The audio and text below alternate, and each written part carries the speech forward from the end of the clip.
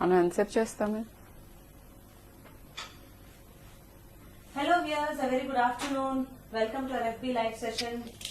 And today we are having an interesting topic, as you all are aware. So our topic is how to take care of your children during this COVID and otherwise. And today in our discussion we have with us Dr. Sharmila ma'am, who is a senior consultant pediatrician at Apollo Hospitals, Hyderabad. She has over 17 years of experience in managing newborns and children both in emergency and outpatient settings. She is an experienced MBBS teacher even for the pharma students as well. She has even received multiple healthcare awards and with the recent Vaidya Vibhushan. Welcome ma'am, welcome to our FB live session. So ma'am, let's start our session. And dear viewers, if at all you have any doubts related to children, I can understand being as parents, because as children are at home and even you are at home during this lockdown, it becomes a little bit tough to manage children, not sending them outside to play and keeping them indoors always. So if at all you have any doubts related to their care, their health concerns, or if at all how to manage their stress levels and how to manage even your stress levels as parents, just drop your doubts in the comment section. Dr. Sharmila ma'am will be answering them live during the session. So ma'am, let's start off our session ma'am. Yeah. First, let's start off with the basic thing ma'am. As everybody knows that there is a lot of information about COVID everywhere all around the internet. But if at all, if we need to put it in a nutshell for parents, how to take care of the children during these COVID times, how would you say that? Please explain. Yeah, I do know that there's a lot of information around, and with lot of information comes a lot of confusion also.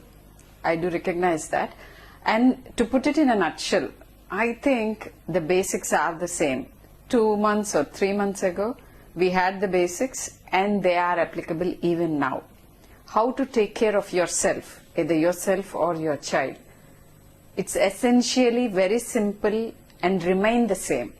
The first thing is about washing hands. Regarding this, I want to tell you very simply put, it is about 20 seconds hand washing with soap and water. I don't agree to all this hullabaloo about hand sanitizers. Hand sanitizers, yes, definitely you can use when you have no access to soap and water. Simplest, easiest, soap and water, 20 seconds, and then while washing. So 20 seconds is not like you have a watch all the time when you're washing your hands. If you have to know how much time, it's about singing the birthday song twice. It's like that. And even when you're at home, the advice is to wash your hands with soap and water every 2 to 3 hours. The second important thing is the moment you step out of your house for any reason, wear the mask. What kind of mask? So many kinds are there. Any mask is going to do the job. But when you wear your mask, most of you try to pull it down from the nose. Don't do that. And till you come back and wash your hands at home, don't touch anywhere on the face.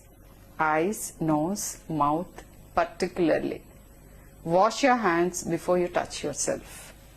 So this is the second thing. And the third thing is physical distancing. Maintain at least 6 feet distance when you enter any public place. These 3 important things. The fourth one is whenever you sneeze or cough, if you have your mask on, that's a safe thing. You're not transmitting your droplets outward. But then make it a habit. Teach your children to cough or sneeze into their elbow and not openly. So these simple 4 things are very important, and that's it. Thank you so much ma'am, and we have a first question from our audience. Yes. I think he is a parent of 2.5 months baby and who is not willing to wear masks. Yeah. So who should wear the masks? Please, parents, less than 2-year-olds, don't bother about the mask at all. In fact, the advisory says that you don't need to wear, and neither will they allow you to have the mask on.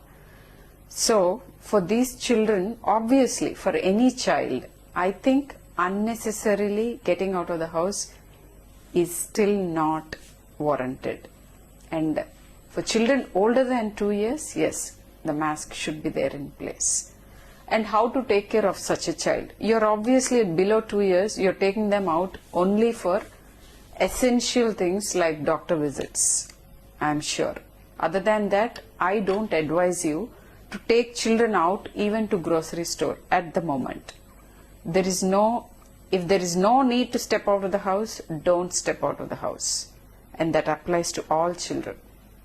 And ma'am, usually even parents of such young kids, I think even when, if at all they are going out and coming back, They should be wearing a mask. and what are the precautions that they need to do once they are going to step in back into the house? See, most important about wearing mask is that you have to know the right way to wear it, and once you wash your hands and then you're wearing your mask, don't touch the front part of your mask ever, because this is where presumably all the droplets are going to fall on, and you are just not doing the right thing if you're touching. Even while removing, it should be from the sides. Remove the knots, or if it's an elastic, remove it like this and remove it.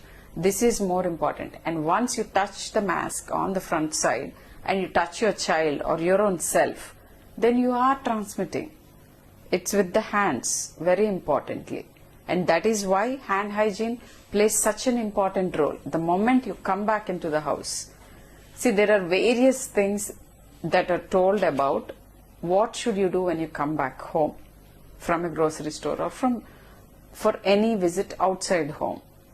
The ideal things are like to have a box outside the home wherein you drop things like your car keys and your cell phone. Don't wear jewelry, unnecessary jewelry which cannot be washed. So if it is a jewelry that you need to remove, including a watch, avoid wearing those during these times. I'm sure you carry your cell phone, because no one actually lives without a cell phone these days. So wherein you will know the time from your cell phone too. So have minimal things on yourself that you need to take off, except for the clothes. So once you step into the house, head straight to the washroom, wherein you can ask the other members of your family to already give you the changing pair. Put right into the bathroom. Have a proper wash right from head to toe. And then discard your clothes into a specific bin, wear your new clothes. So, and then how do you wash them? You can wash them the usual way and dry them in good sunlight. And if you're someone who needs to step out every day, then what is it that you do with, how do you ration your mask usage? That's a whole story. So have 4 masks and then keep rotating them. The rest of the mask that you use on day 1, don't use it till the day 5 or day 6. And while preserving, many people do it like they put it into polythene covers. Don't do that. Have a paper cover, brown paper cover or any other paper cover, label them and then reuse them on the day 6. This is how roughly you can do. If it's a cloth mask, which is very good, what I told you applies more for medical personnel. For others, you can use a cloth mask and then wash it properly with detergent. If you have to sanitize any of the surfaces at home, the simple household thing is like this. You can take a bucket full of water with a cup full of bleaching powder. Add it, and this is going to be a very good and effective sanitizer to clean surfaces, doorknobs and various other things. Thank you so much, ma'am. And many parents are asking questions like asthmatic children should wear a mask or not, or if at all the schools start, how many months will the children need to wear masks, and is it safe to send children to school and all such stuff? Please answer that. See, the most important thing is, I already keep getting queries about till what time are we going to wear the mask on? It's a very difficult question to answer. I don't think we really have the answer at the moment. We need to take one step at a time. Right now, the contemplation is about how to get out of the lockdown in phases. That's what people are trying to devise. Mask, is going to be a part of our lives for many months more. So be prepared, have masks and step out only with a mask. Hand hygiene is going to be a part of our lives, was already a part of our life, which most of us neglected. It is going to be there with us forever. Wash your hands always when you come back from outside, even at home, before you eat or after you use your washroom. This was always there, and this is going to stay with us. Physical distancing also will be there along with us for many more months or maybe years. So these are the things which will stay with us for many more months and years. Yes, You have what you said is true. Traditionally, our Indian tradition itself, Yeah. whenever we are stepping again inside the house after we coming from outside, Yes. we tend to wash our legs, wash our hands and wash our face, Yes. which is being practiced regularly. And as you have mentioned, hand hygiene needs to be as a part of our lifestyle Yes, itself. yes. So that will continue and all. So one more question was, ma'am, children who have these lung infections. Yes, about the asthma problems. asthmatics that you asked. See, asthmatics, one simple advisory that was given is that avoid nebulizations during the COVID period, wherever, whenever possible. Shift to inhalation with a spacer and a mask. So this is one important thing that I want to convey. The second thing is, wearing masks is no different even for asthmatic children. If they get in the house while with your family in a vehicle with an air conditioning, you're not going to wear a mask. It's when you go into a public place. Masks are for public places, not while you sit at home and watch television or you're doing your own thing at home. No, not for those. And the other question is about the schools. How long? When are we going back to schools? And when we go back to schools, everyone is in a panic state. I do understand that. I don't think reopening schools and colleges is being thought of in the very near future. Couple of months, it's going to be online education. And when it reopens, how are they going to maintain the physical distancing in the classrooms? There are various thoughts floating around. That is for the school to sort it out. Mask, yes, will be mandatory when you're going to attend school. So get your children trained for that thought and process too. This is going to be there for a while. And ma'am, one more part is about the vaccinations for the children. Yes. Children who are below 5 years of age, they tend to have regular vaccines and all. Yeah. So is it ideal that parents should take the children to the hospitals, get them vaccinated and all? Because once children are vaccinated, they tend to have fever for 1 or 2 days. Yes. And being fever is one of the common symptoms for COVID, Yes. many parents might be in a dilemma whether to get the vaccination done for the kids or not. Please educate us, ma'am. Yeah, I'll take this opportunity actually to make two things clear for you. One is, what are the red flags? What are the warning signs when a parent should go to the hospital? Physically go to the hospital to show the child or take a video consult. That is number one. The other thing, most often question that I have been bombarded with all these days is, when do I come back to take my vaccine? Is it necessary that I go during this time? How long can I postpone? All these questions. So I'll answer one by one. The first thing that I want to tell you is, what are the signs and symptoms of COVID that a parent need to know? When to go to the doctor and all. See, the most essential symptoms remain the same, though there is a long list of varied presentations for a parent to note down. What are the red flags? It's about high-grade temperature, dry cough most of the times, chest discomfort or breathing difficulty. These three are very important. What are the other symptoms that COVID can present as? Right now, it's about loose motions, gastrointestinal symptoms, vomitings, loose motions, severe headaches complained, then loss of consciousness or throwing a fit. There is this new awareness about child having fever with rash, red eyes, and in slightly older children and adults, there is even this loss of sense of taste and smell that is being talked about. So, and not the least, it's about having an itchy or sore throat. But to summarize again, so that you don't get lost in the sea of information, it is fever, high grade most of the times, sometimes without fever too, dry cough which doesn't seem to be responding, dehydrated child looking very sick, complaining of chest discomfort, and or breathing difficulty. So these are important things. Loose motions, it sometimes can present only with fever, gastrointestinal symptoms like vomiting and loose motions, and any kind of rash. Just check with your doctor. These are things that you have to be wary of. So note down this. Thank you so The much. next. ma'am. So sorry.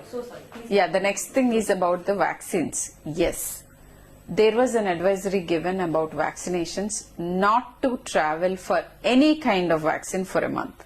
Right now, the latest guidelines are, particularly for infants, you have to start contacting your pediatrician, wherein they are giving vaccination in a controlled and proper, safe manner. There, book your appointment. It's not like an emergency thing, but you will be given a slot. Particularly in Apollo, we have started giving vaccinations. We are staggering the appointments, not everyone at the same time, maintaining the physical distance, taking all precautions when you come into the hospital.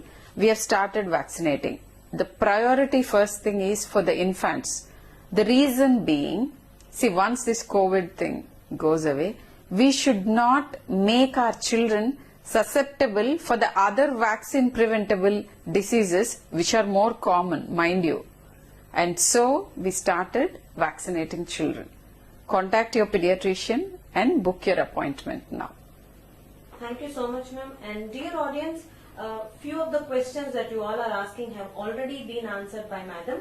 So once the session is done, you can just rewind the session. You'll find your answers. This is regarding to hand sanitization, ma'am, and Yes. using sanitizers and all such repeated questions are coming on. Yeah. I'll take another question, ma'am. Sure. Good afternoon, ma'am. For my 7-year-old children, she is having a recurrent ear infections and the tendency to catch cold. What can we do to build immunity, and do we need to take her to doctor, because is it safe to take out during this time?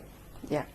See, ear infections are definitely a big no-no and something that you have to get investigated. The reason, the most important reason that most probably parents don't recognize is the inner ear is in continuation to our brain. So, recurrent ear infection will put your child at risk for a brain infection too. Not only that, it's one of the most important faculty. Hearing might get affected. So, you have to first, there are two things that you need to know. Why is it that there are recurrences? What is predisposing this particular child for a recurrence of ear infection? You need to sort it out. And if there is an active ear infection, you definitely have to go and get sorted it out on an emergency basis. If there is ear discharge or recurrent ear pain or any hearing loss, definitely contact your doctor. Unless it's an active discharge, the rest of the things you can have a video consult. But if there is something actively discharging, the pediatrician or your ENT surgeon needs to look into the ear. So you need to come to the hospital. Try video consulting, and if they suggest that you come over, you have to go and check it out. Thank you, ma'am. We have one more question, ma'am. Yes. Ma'am, I have a 10-year-old daughter. She has dark circles on her face and her nails have started turning blackish. Is it any alarming sign that we need to quickly take her to the doctor, or is it the normal tendency? See, nails turning black or bluish is not a usual thing. You definitely have to check out with your doctor. Under eye dark circles, yes, that's not too much to worry about. It could be just because of low hemoglobin, inadequate sleep, or things like that, which might not warrant an emergency consultation. But if you're sure the nails are turning black or bluish, then please check with your doctor. You can have a video consult. You don't probably have to go physically. Thank you so much, ma'am. And dear audience, I just want to remind you, this session is about taking care of your children during COVID. We are so sorry, irrelevant questions will not be answered during the session, but definitely we will get back to you after the session and we will personally reply back to all your questions. Thank you so much, dear audience, for understanding that. And ma'am, as you were mentioning about the warning signs about the COVID things and all, and making note those red flags which parents need to take. Apart from that, not just the COVID warning signs, there will be few more other symptoms which parents usually neglect and say that this is common and all. And even few children tend not to tell the parents that they are having some problem. They just blindly ignore that and all. In such situations, it sometimes might get worse also. At that times, during first aid at home, is it advisable, or immediately taking children to a nearest emergency care is good? What would you suggest? I always suggest, see, when you're in doubt, particularly in pediatrics with regards to children, going to the hospital definitely is warranted. Why? Because most of the times when you, either the child will not be able to say it out, or the parent might perceive certain warning signs, might underrate the warning signs or overreact. With regards to pediatrics, I feel it's always better to react more number of times, sometimes even unnecessarily, versus not reacting and telling yourself everything is fine. I prefer that you check it with your doctor. We have video consultation portals. You can at least sit at home, book an appointment, and then go, take an advice from your doctor. Most of the times we can make out whether you need to come to us physically or not. But in case you're in doubt and you can't wait for the video consult, please, it is safe to go to the hospital, because we are taking all precautions to ensure that whatever is necessary during the COVID outbreak. So, when in doubt, go to the hospital. And I'll tell you one, there is a silver lining to this cloud of COVID. What is it? It is for the parents. Children, most of the times, are asymptomatic or have mild infection with regards to COVID. Even the fatality rate is extremely low. So don't worry about your children. Do worry about your parents. And there is this small phrase saying, let the children not meet the grandma and grandpa during these times. The reason being, children might be asymptomatically already infected. And these are the main link of transmission for COVID across, and they might infect their grandmothers and grandfathers who are highly susceptible for severe disease. So let them not make any visits to the grandparents during this time till it's deemed safe. Thank you so much, ma'am. And few questions are about regarding fever. Yeah. Usually children getting fever and parents giving medication at home. And one of the parent is asking, he's suffering from fever for 5 days, can I start off with an antibiotic? And the other parent is asking, her kid is suffering with fever, should I take him to a pediatrician or not? So same question, but I think... I understand the confusion. Yes. See, the first thing, whether COVID or no COVID, I always wanted to get this message across to the community. Antibiotics, please, are not over the counter. Don't refer to your old prescriptions and start antibiotics. Don't do that at all. This is one of the commonest reasons why super bugs are evolving. Antibiotic use should be done only by the doctor. They should be prescribed by your pediatrician or any other doctor and recommended to you. So, do not start antibiotic on your own. Fever medication, yes, you already know the dosage by your previous prescriptions. You can always give the fever medicine at home. It's almost over the counter. Paracetamol only. The rest of the fever medication you have to check again. And so how long do you wait before you go to your doctor? Video consultation, I think you should do in 24 hours. But physically going to the doctor, even otherwise, not in COVID, even otherwise, is for any child below 6 months. Fever, day 1, consult your doctor, either video or physically. Below 6 months, please note down, any fever is a danger sign. So first you need to know what is a fever at all. Most of the times patients are confused about the temperature things. So how do you measure fever? For children below 5 years, measure the temperature in the armpit, not the fancy things on the forehead or in the ear. No, they are unreliable. Have a mercury thermometer, either digital or the normal one, put in the armpit. Any temperature above 99 in the armpit, at 99 or more Fahrenheit, is fever. That is when you say it's a fever.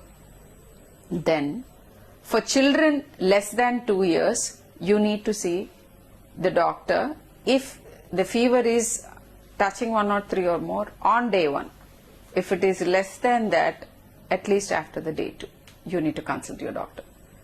For older children, yes, if there are no other warning signs, please note down, no other signs accompanied with the fever, you can wait for 2-3 days by giving over-the-counter paracetamol.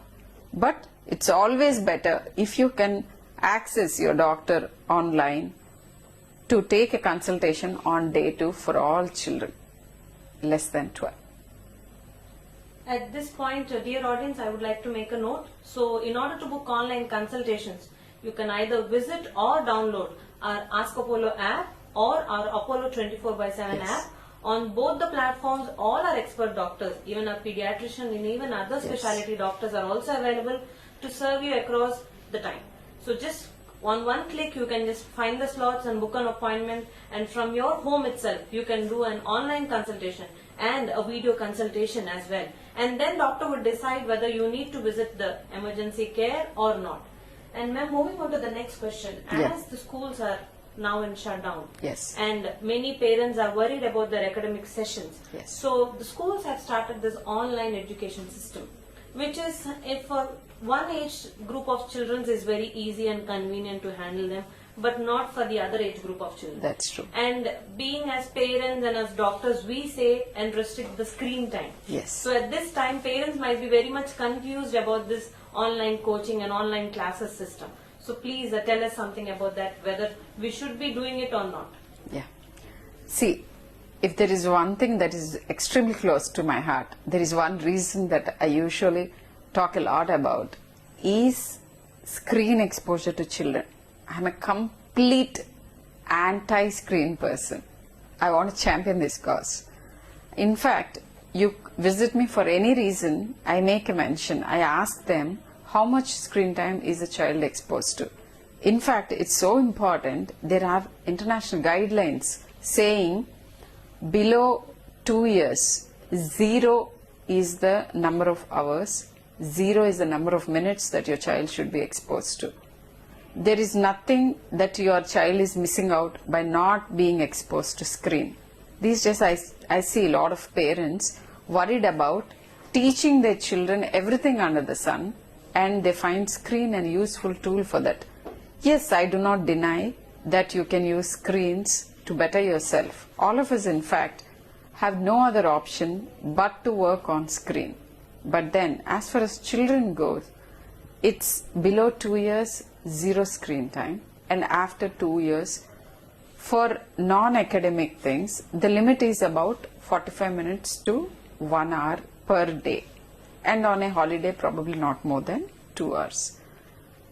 And this continues. But then, so now we are facing a challenge. I say we because even I face the challenge at home, back home, with my children. So what do we do now? The most important solution I used to offer parents to keep them away from screen is to encourage outdoor activity. In fact, interestingly, even the eye problems, high myopia, incidence of myopia, even to prevent that, you're supposed to do far off work like outdoor games to prevent that. But right now we don't have that option. So how do we go about? Involve them into multiple activities at home, right from things which might make you laugh, even cooking. They can help you with all the household chores. I'm sure a lot of you are very busy doing all the thing on your own because your house helps are not allowed now. So involve your children age appropriately because there can be injuries if you involve them into dangerous areas. Age appropriate household chores and give them a perfect schedule. Not having the schedule is doing all the problem right now in COVID times. So each hour should be planned. This is the hour to hour planning is going to make them know what to do. The moment they get bored or they don't find anything else to do, the only respite is to get onto the screen and never to get out of it. So whatever you involve yourself into taking care of your children, talking to children is so very important. Please don't undermine that. There is a huge rise of depression and anxiety during these COVID times. Actually, adults express all these very openly. You people might be feeling anxious about various reasons, like it could be the financial impact that it did to the family and many other things. But children don't express everything the way adults express. There is a way for them to call out for help. If they're getting too angry, if they're not eating well, if their sleep patterns are disturbed, or they're snappy at you all the time, then these are signs of anxiety and depression. Then how to circumvent that? Have time chalked out every single day during COVID or even otherwise to talk one-to-one to your child. Have eye contact, talk to them, listen to them. Most of the times, let them do the talking. Encourage them to talk, to tell you what they're feeling around. Regarding the online classes, be worried about what they're browsing. Are they actually in the classroom or not? This is for the older children. For the younger children, anyway, you have to sit you have to sit through the class. But for children who are able to manage the gadget on their own, preferably this online classroom thing should be in a place where you have an access to while you're moving around, so that you're sure that they are in the classroom and they're doing only the online class and not browsing any other content. This is the first warning that I would want to say. Then for schools across, I prefer that you allow gaps in between the classes. More than 20 minutes, I don't think children can focus. So give them little gaps and encourage interactive teaching while online. It should not be a one-way teaching. Encourage them to have the video and the audio on while your classroom is going on. That will keep a tab on what they're doing around, and that will also hold their focus on to the teacher. These are simple things that you can follow. Thank you so much, ma'am. And we have come to an end of a session also. And dear audience, I know many parents are asking multiple questions about how to take care of hand hygiene. When we come back to house, what are the precautions to be followed? Fever, vaccines, all these questions have already been discussed during our live session. So dear parents and dear audience as well, once we wind up the session, within a couple of minutes it will be live. The video will be available for you. You need to just quickly rewind and find your answers there. And ma'am, thank you so much for joining us. And any final words to our parents watching? Don't panic. Just be aware. This is the new normal. And there is one famous saying, which I think I quoted on multiple platforms. This might be relevant to COVID, though this has been said about the war. This is not the end, definitely. This is not even the beginning of the end. This is just the end of a new beginning. So get used to the new norm. All of us are there along with you to take you through. So thank you, dear ma'am, and thank you, dear audience. As I've already mentioned, download our Ask Apollo app or Apollo 24/7 app to book online consultation with all our doctors. And don't worry, as Madam has also mentioned, researchers are on. Hopefully the vaccine for the Yes. COVID will be soon there. And as of now, the treatment care that we are taking at Apollo hospitals, if at all you are stepping into for either for an OP consultation or for an emergency treatment, all precautions are already being followed, and you have been seeing more and many videos that we have shown you all the safety precautions that we are following at Apollo hospitals. So be 100% sure you are in a safe zone if at all you are stepping into any of our Apollo hospital unit. Yes. And thank you, madam, and thank you, dear audience, and stay tuned for more such educative live sessions. Thank you.